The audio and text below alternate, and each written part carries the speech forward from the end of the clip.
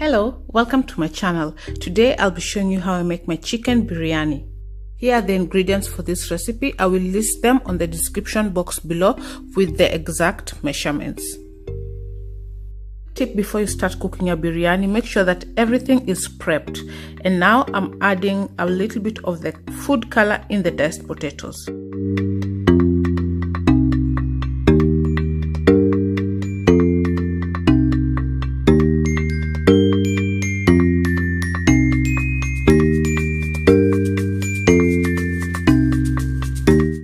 Looking for a little bit of crust on top, so please do not overcook your potatoes in this stage.